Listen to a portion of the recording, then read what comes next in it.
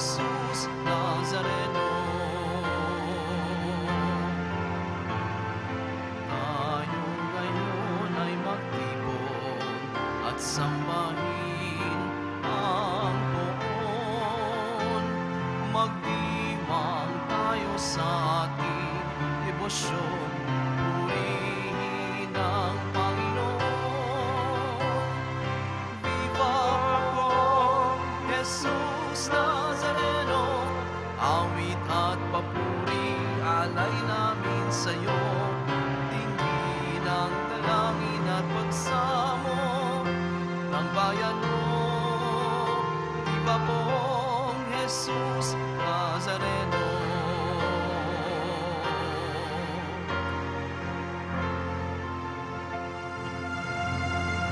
Sa ngalan ng Ama at ng Anak at ng Espiritu Santo, Amen. ang pagpapala ng ating Panginoong Jesucristo, ang pag-ibig ng Diyos Ama, at ang pagkakaisa ng Espiritu Santo na ba'y sumainyong lahat. At sumayo rin.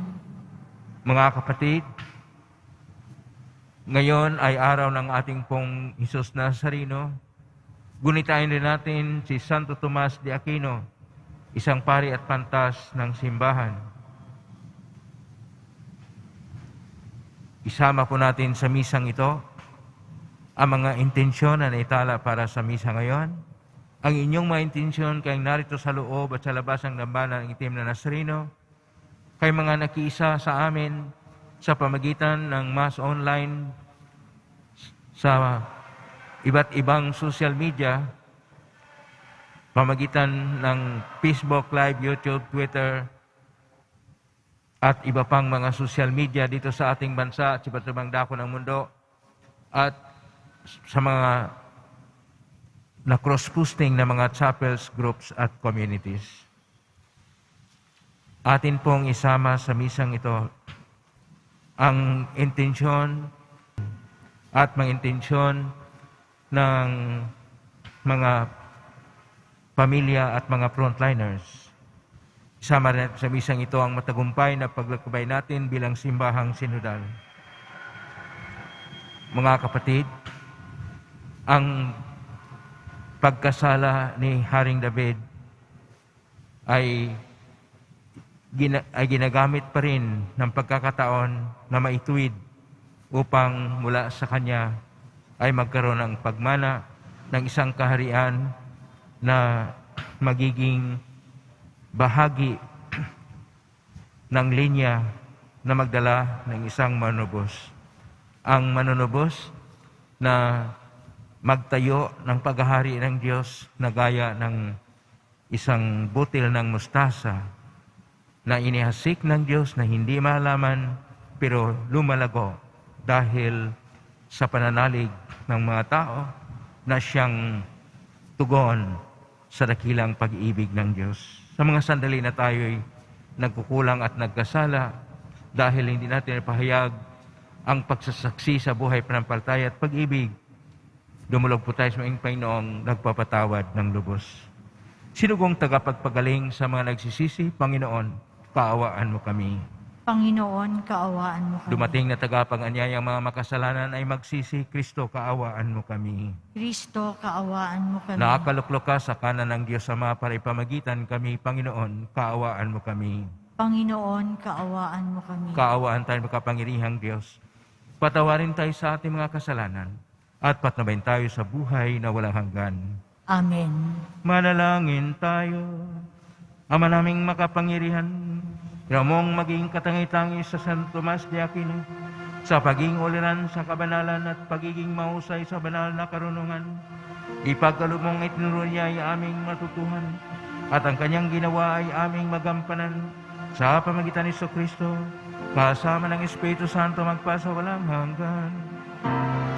Amen. Magsiupo ang lahat. Pagbasa mula sa ikalawang aklat ni Samuel. Nang magtagsibol, panahong angkop sa digmaan, pinalabas ni David ang buong hukbo ng Israel sa pangunguna ni Joab at ng iba pang mga pinuno. Pinuksan nila ang mga Amonita at kinubkob ang Raba. Si David ay nagpaiwan na sa Jerusalem. Isang hapon, natulog si David. Nang siya'y magising, umakyat siya sa bubungan ng palasyo at naglakad-lakad. Mula roon, may natanaw siyang magandang babaeng naliligo. Ipinagtanong niya kung sino iyon. Sinabi sa kanya na iyo'y si Batseba, anak ni Eliam at asawa ni Hethyong si Urias. Ipinakuha niya si Batseba. Sinipingan siya ni David at pinauwi pagkatapos. Dahil sa nangyaring ito, si Batseba ay naglihi. Kaya't ipinasabi niya ito kay David. Inutusan agad ni David si Joab na dalhin sa kanya si Urias. Nang dumating ito, tinanong siya ni David, "Kumusta si Joab at ang hukbo? Ano ang lagay ng labanan?" Sinabi pa niya kay Urias, "Umakyat ka na at magpahinga pagkat nanggaling ka sa malayong paglalakbay." Lumakad na si Urias. Ang hari ay nagpadala pa ng alaala sa tahanan nito. Ngunit hindi pala siya tumuloy sa kanila. Doon na siya natulog sa may tarangkahan ng palasyo, kasama ng mga bantay. Nalaman ito ni David. Kinabukasan, inanyayahan niya si David sa pagkain si Urias, at ito'y kanyang nilasing. Hindi rin ito umuwi ng gabing iyon, bagkos natulog na kasama rin ang mga bantay. Kinabukasan, sumulat si David kay Joab at ipinadala kay Urias. Ganito ang nasasaad: "Isubo mo si Urias sa mga kaaway na mababangis. Pagkatapos, umurong ka at bayaan mo siyang mapatay." Nagmanman si Joab sa lungsod ng kanilang kinukubkob at sa gawing mababangis ang kaaway. Doon nga niya itinapat si Urias. Lumabas ang mga kaaway mula sa lungsod at sinalakay ang mga kawal ni Joab. Napatay ang ilang pinuno ni David, kasama si Urias. Ang salita ng Diyos. Salamat sa Diyos. Poon iyong kaawaan, kaming sayo'y nagsisuway. Poon iyong kaawaan, kaming sayo'y nagsisuway.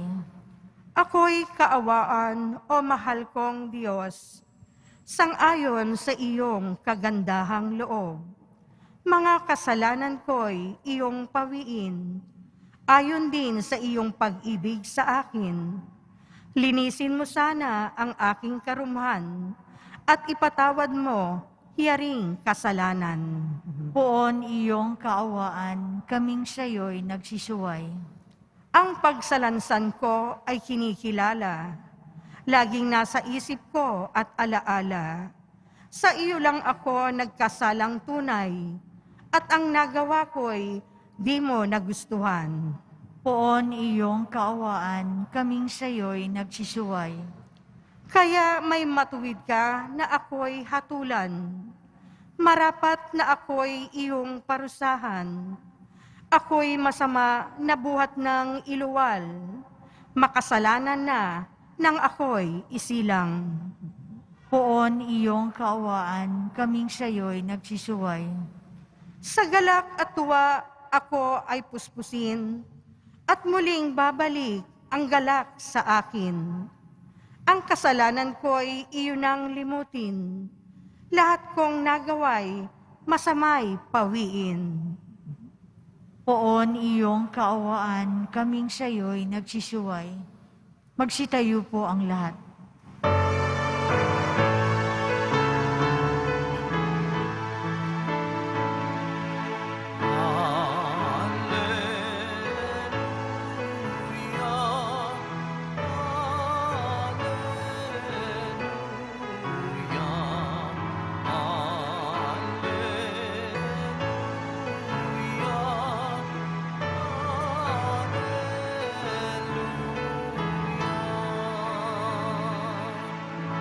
Papuri sa Diyos Ama, pagkat ipinahayag niya, hari siya ng mga aba.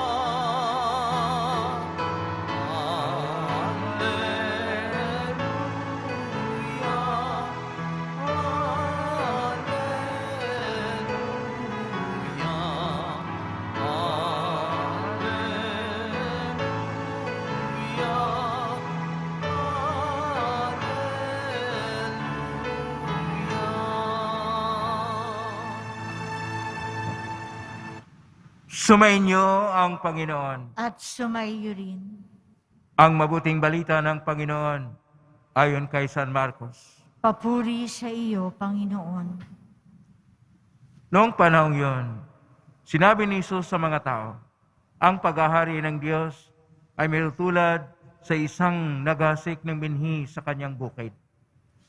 Pagkatapos niyon, magpapatuloy siya sa kanyang pang-araw-araw na gawain, tutubo at lalago ang binhi nang hindi niya nalalaman kung paano. Ang lupa'y siyang nagpapasibol at nagpapabunga sa mga pananim. Usbong muna sa kauhay na pagkatapos ay mahitik sa mga butil.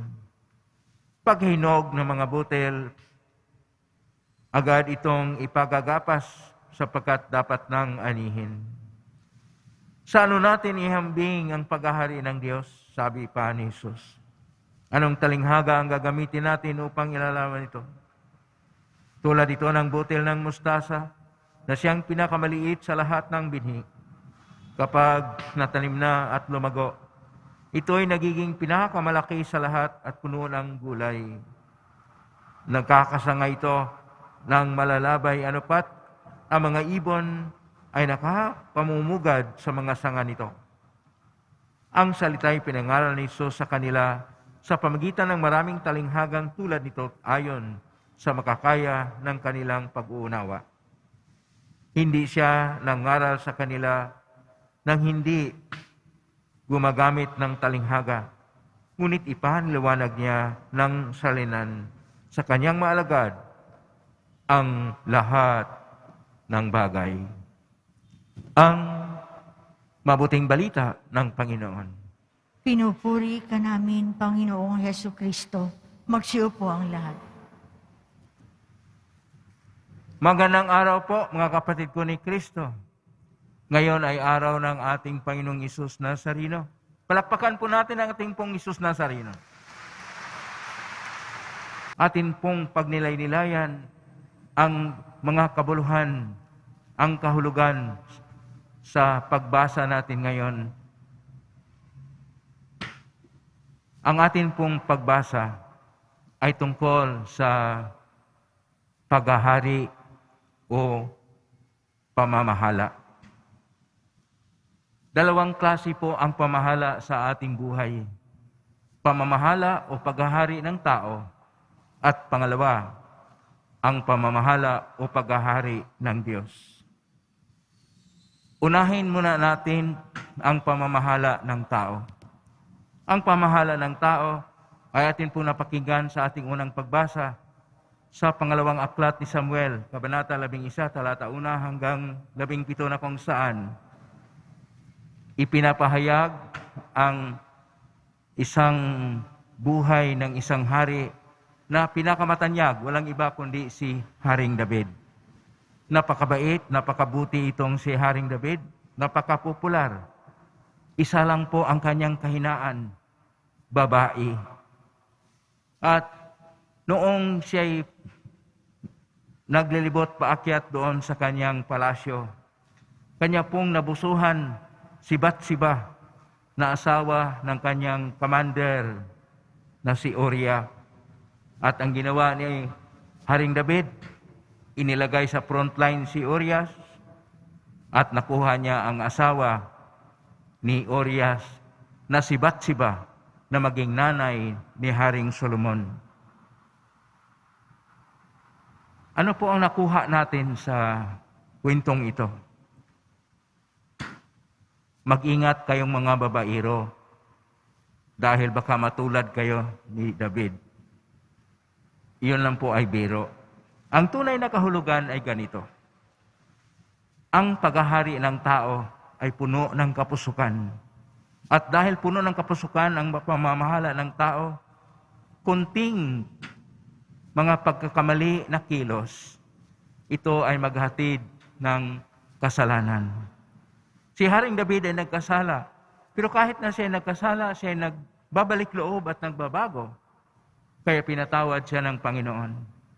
Pero malaking pinsala ang kanyang nadala dahil babayaran ito ng paghati-hati ng kaharian ng Israel pagkatapos ng kanyang anak na si Solomon.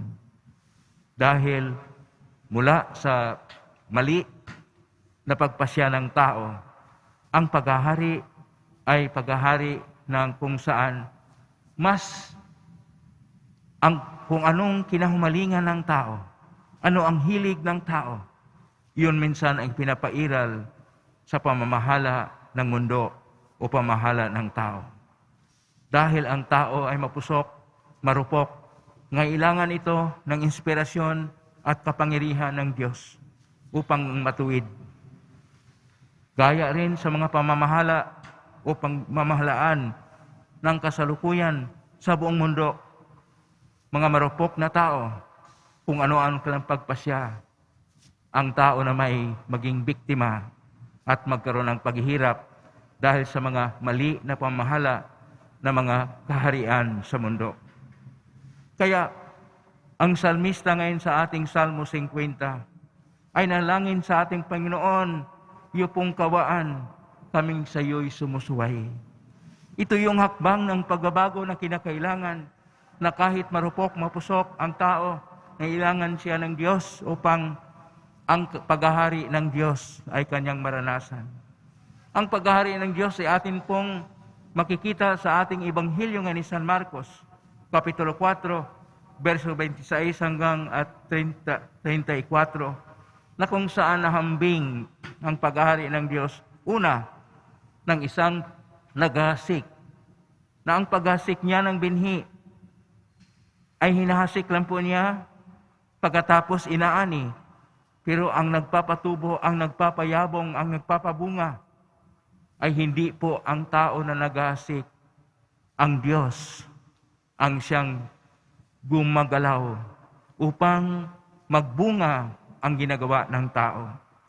Sa pangalawang talinghaga ay talinghaga ng isang pinakamaliit na butil, mustasa. Ngunit ito'y lumalago na isang napakalaking halaman na kung saan pwede pang mamugad ang mga ibon. Na ang ibig sabihin itong dalawang talinghaga, sa paghahari ng Diyos, lahat ng ginagawa ng tao, hindi man alaman ng tao, nagpabaya man ang tao, ngunit ang kilos ng Diyos na pagkilos na punong-puno ng pagkalinga, punong-puno ng pagmamahal, punong-puno ng liwanag at katotohanan, ay ipapahayag na mamunga ng tunay, lumago ng buo ang paghahari ng Diyos sa ating mga puso kung pabayaan natin ang Diyos ang siyang kumikilos sa buhay natin. Kuminsan kasi, atin pong sinusuporta ang mga mamahala nating mga tao na kung minsan punong-puno ng kasinungalingan at kung ano ng mga sinasabi upang hindi haharap sa mga katanungan. Bias yan. Uli kaya may pinuntahan ako, hindi ako makontak. Hindi po natin makontrol ang kapusukan ng tao. Pero kapag pinakilos natin ang Diyos sa ating buhay, kapag tayo po ay naugnay sa pinakatunay na kapangyarihan na siyang tunay na maging liwanag at gabay sa buhay natin, walang iba kung ating Poong Hesus Nazareno. Lumalago, umuunlad ang paghahari ng Diyos sa ating buhay, sa ating pamilya o mga tahanan. Kaya sa mga tahanan natin, tunay na tinatawag nating tahanan. Tahan na anak na ikaw ay umiiyak o nagkasakit dahil sa COVID-19. tahanan na naghahari ang Diyos. Ang ating mga puso ay naging tahanan din ng Diyos upang ang Diyos ay siyang nag-uugnay sa atin kung ano ang dapat gawin. Si Santo Tomas de Aquino, na siya yung ating ginugunita ngayong araw, ay nasabi niya, okay lang ang paghahari kapag ito ay para sa kabutihan at gumagawa ng mabuti. Pero kung masama, mas maigi na lang yung puliarke, sabi niya, dahil upang hihina ang kanyang kapangyarihan. Dahil ang puliarke, sabi niya, mauwi sa tiraniya dahil ganon ang tao. Pero ang paghahari ng Diyos ay nababatay sa isang lingwahe. Walang ibang lingwahe ang Diyos, lingwahe ng kapangyarihan ng pag-ibig. Sinasabi ni San Jose Prenanidimits na santo rin sa araw ngayon. Sabi niya, ang pag-ibig ay siya lang pinakasulo na lingwahe na maunawaan ng lahat. Unawain natin ang Diyos sa pamagitan ng lingwahe ng pag-ibig. Kung mayroong pagmamahalan sa loob ng mga tahanan, iniibig natin ang Diyos sapagkat ang Diyos ay pag-ibig. Kung tayo naglalingkod na may pagmamahal, ang pag-ibig ng Diyos ay ating napapahayag. Na ibig sabihin, lahat ng ating ginagawa, kung ito ay nagpapahayag ng kabutihan at may pagmamahal, ang paghahari ng Diyos ay siyang tunay na Panginoon sa ating mga puso at buhay. Naway, sa bawat tahanan natin, Diyos ang siyang maghahari. Sa mga puso natin, naway, ang Diyos ang siyang tunay na pumipintig para sa isang relasyon na may pag-ibig at pagmamahal. Sa ating paglilingkod, naway naantig tayo sa Diyos upang ang bawat kilos natin ay kilos ng kabutihan, pagmamalasakit, may habag at paggawa ng mabuti. Sapagkat kung mayroon tayong Diyos, ang ating buhay yayabong uunlad para sa kabutihan. Naway tayo ay mamuhay na may Diyos sa ating mga puso, sa ating mga tahanan, at kung saan man tayo. Amen? Purihin natin ang Diyos. Magsitayo po ang lahat.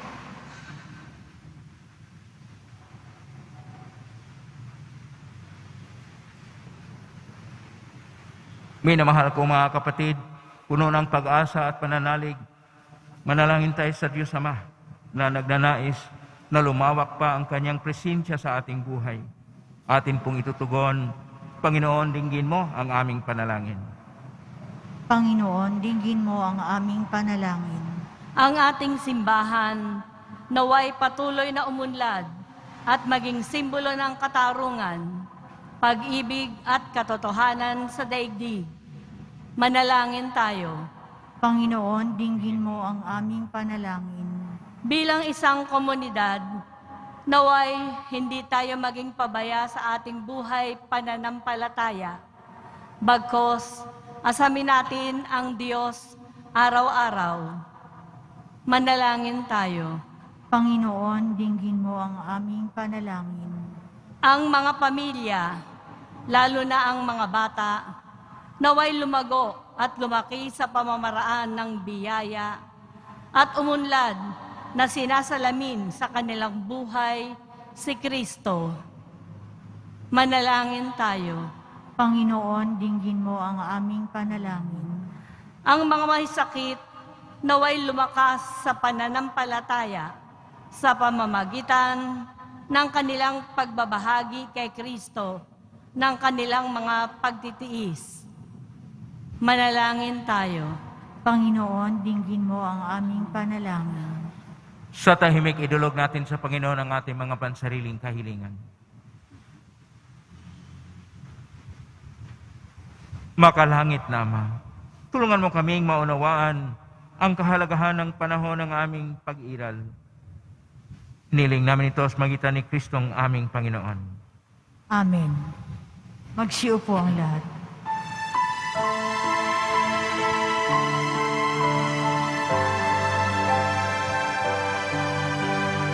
Poong Jesus Nazareno, naririto kami sa harap mo. Alak at tinapay alay namin sa'yo, mula sa tangkay ng ubas at util ng trigo, upang maging dugo't katawan mo. Magsitayo po ang lahat. Manalangin niyo kapatid upang paghahain natin ay kalugdan ng Diyos amang makapangyarihan. Tanggapin nawa ng Panginoon itong paghahain sa iyong mga kamay, sa kapurihan niya at karangalan, sa ating kapakinabangan at sa buong sambayanan niyang banal. Ama naming lumikha, dumulog kami sa iyong kadakilan upang sa kapangyarihan mong ipinahayag sa paghahain ng mga alay, para gunitain ng mga banal, ay magdulot sa amin ang pagkikinabang sa kaloob mong kaligtasan, sa pamagitan ni Jesucristo, kasama ng Espiritu Santo magpasawalang hanggan. Amen. Sumainyo ang Panginoon. At sumayo Itaas sa rin. Diyos ang inyong puso at diwa. Tinaas na namin sa Panginoon. Pasalamatan natin ang Panginoong ating Diyos.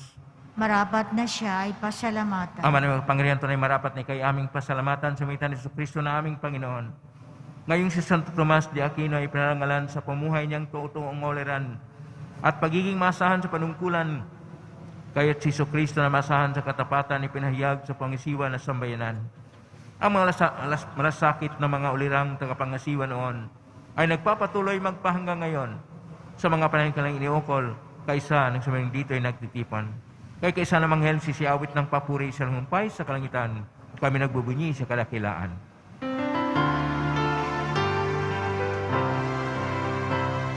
Banal ka poong may kapal, banal ang iyong pangalan, banal ang iyong kaharian, langit lupa'y nagpupugay sa iyong kadakilaan, dinarakila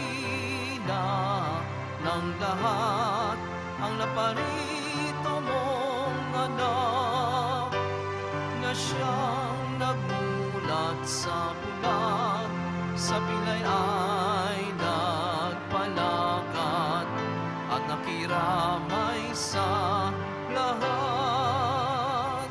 Magsiluhod po ang lahat. Ama naming banal, ikaw ang bukal ng tanang kabanalan, kasmitan ng Espiritu ng banal, makaloob na ito upang para sa aming maging katawan at dugo ng aming Panginoong Jesucristo.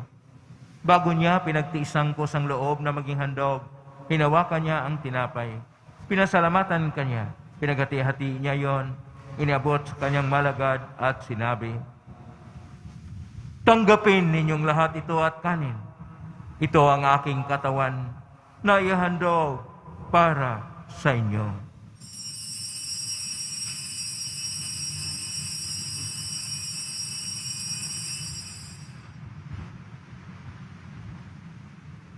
Gayunman nang matapos ang hapunan, hinawakan niya ang kalis, muli kanyang pinasalamatan. Inabot niya ang kalis kanyang malagad at sinabi, "Tanggapin ninyong lahat ito at inamin. Ito ang kalis ng aking dugo ng bago at walang tipan. Ang aking dugo na ibubuhos para sa inyo at para sa lahat sa ikapagpapatawad ng mga kasalanan. Gawin niyo ito sa pag-alala sa akin."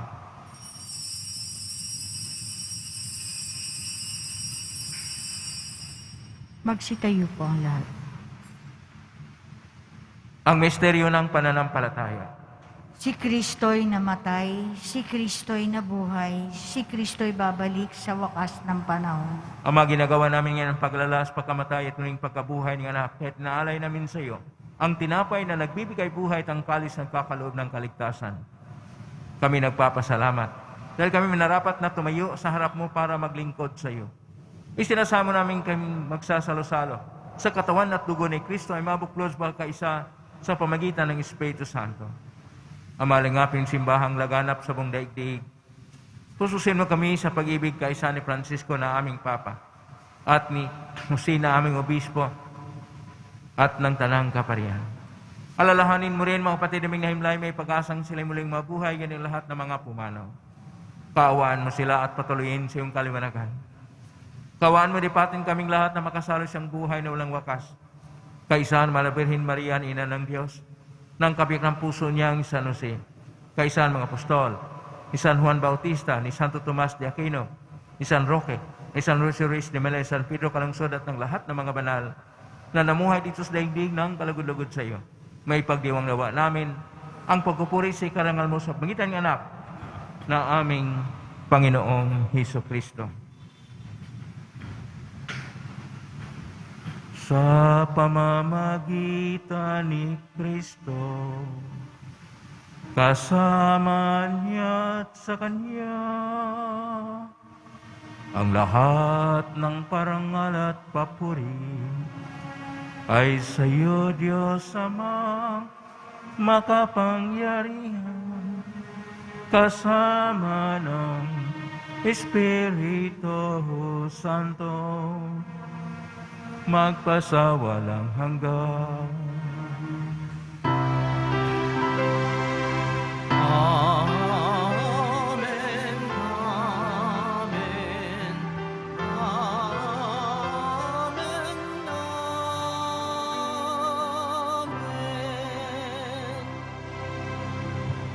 Sa tagubilin magaling na utos, sa turo ni Jesus na pay natin at Diyos, ipahayag natin ang lakas loob. Ama namin, sumasalangit ka, sambahin ang ngalan mo, mapasamin ang kaharian mo, sundin ang loob mo dito sa lupa para nang sa langit. Bigyan mo kami ngayon ng aming kakanin sa araw-araw, at patawarin mo kami sa aming mga sala, para nang patawad namin sa nagkakasala sa amin, at huwag mo kaming ipahintulot sa tukso, at iadya mo kami sa lahat ng masama. Amen. Hinihiling namin kami adya sa lahat ng masama, pagkalooban ng kapayapaan araw-araw. Iligtas sa kasalanan at ilay sa lahat ng kapahamakan, samantalang aming pinanabikan ang dakilang araw ng pagpapahayag ng tagapagligtas naming si Hesus Kristo.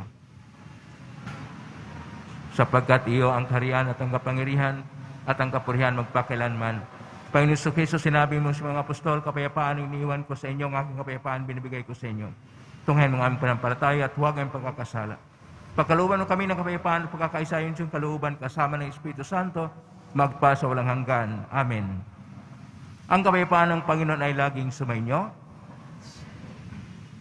Magbiyahin kayo ng kapayapaan sa isa't isa.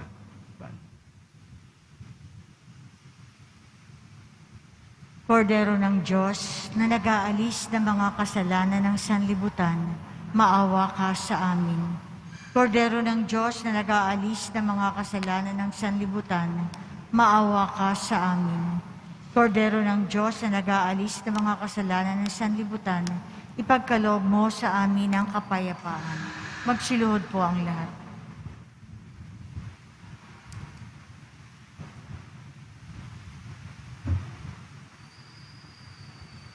Ito ang kordero ng Diyos.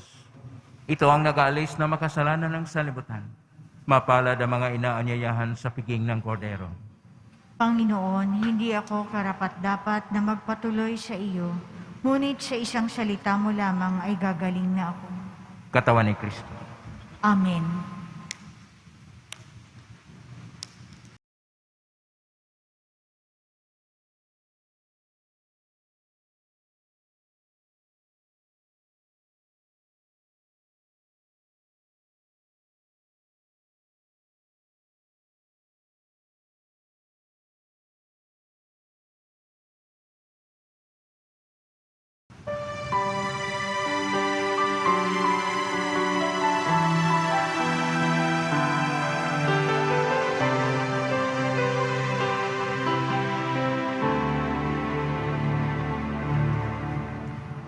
Poong Jesus Nazareno, salamat po sa pag-ibig mo. Ang buhay mo'y inialay, sa krus ay namatay, upang kami ay mabuhay.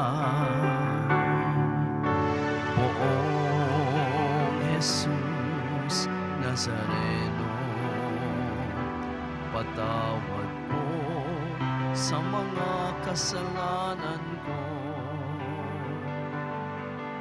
Ang buhay ko'y iaalay, ang lahat ay ibibigay. Puso ko'y sa'yo lamang habang buhay. Poong Jesus Nazareno, kay buti mo, sa hirap at dusa ika'y kasama ko. Ang samo ko't dasal, sana'y pakinggan mo, nang mapawi na mga paghihirap ko. Poong Jesus Nazareno, salamat po. Ang iyong pagmamahal ay nadarama ko, ngayon at magpakailanman, ika'y pupurihin ko. Mahal na pong Jesus Nazareno,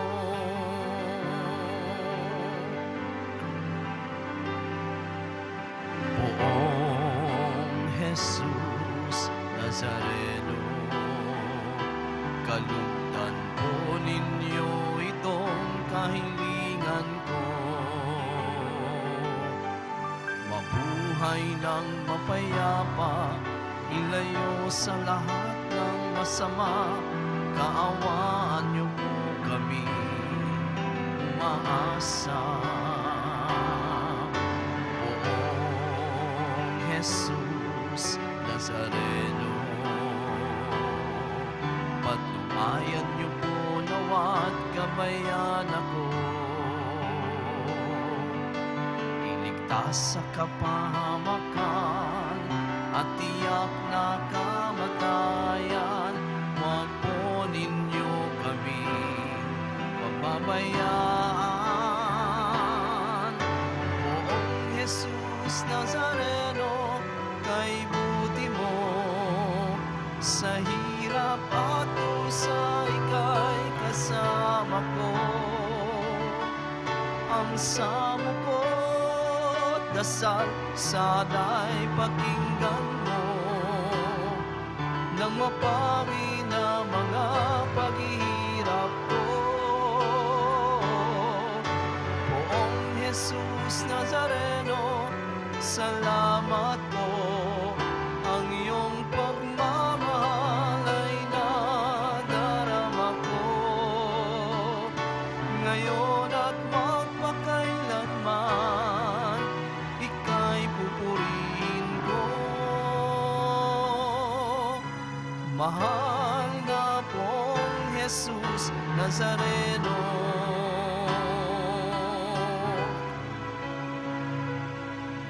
mahal na pong Jesus Nazareno. Magsitayo na ang lahat. Manalangin tayo. Ama naming mapagmahal, ang tinanggap naming banal na pakikinabang ay maghanda naman para sa aming pagkakamit ng kaligayahan ay dinulot kay Santo Tomas de Aquino, ng iyong paglingap na masahan sa pamagitan ni Jesucristo, kasama ng Espiritu Santo magpasa walang hanggan. Amen. Pagbasbas, sumainyo ang Panginoon. At sumaiyo rin. Mahal na pong Isus Nazareno, inhegmos nila ng cross ang walang malo na pag-ibig ng Diyos sa sangkatauhan. Pakinggan mong hilingan ng ka na nagsusumamo sa iyo. Makamta naman nila ang katugunan at tanggapin ang kasagutan may utang na loob na tinatanaw. Basbasan di po ninyo ang mga dalang mga imahin at dasalan. Sa pamagitan ng benisyon ito, naway, maalala ang pangako ng sa binyag na ikaw ay niibigin at paglalingkuran bilang Panginoon, magpa sa walang hanggan. Amen. Pagpalain ka ng makapangyarihang Diyos, Ama at Anak at Espiritu Santo. Amen. May kang taglayang kapayapaan, pag-ibig at pag-asa ng Pong Isus Nazareno. Salamat sa Purihin natin Diyos. ng Pong Isus Nazareno.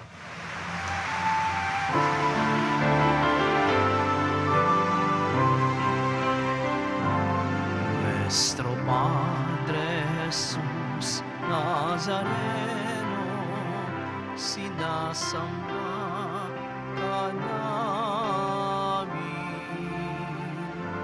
pinipinto mo ka namin, para mo ang aming buhay at kaligtasan. Nuestro Padre Jesus Nazareno, iligtas mo kami sa kasalanan. Ang krus mong kinamatayan ay sagisag ng aming kaligtasan.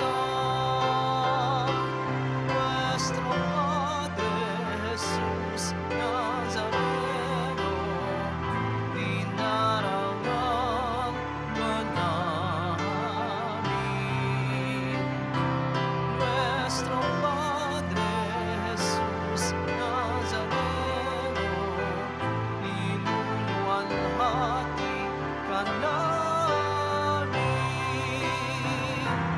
Nuestro Padre Jesus Nazareno, dinarangan ka namin.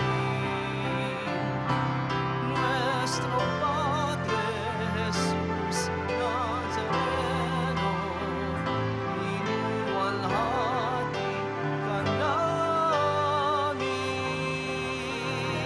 Maupo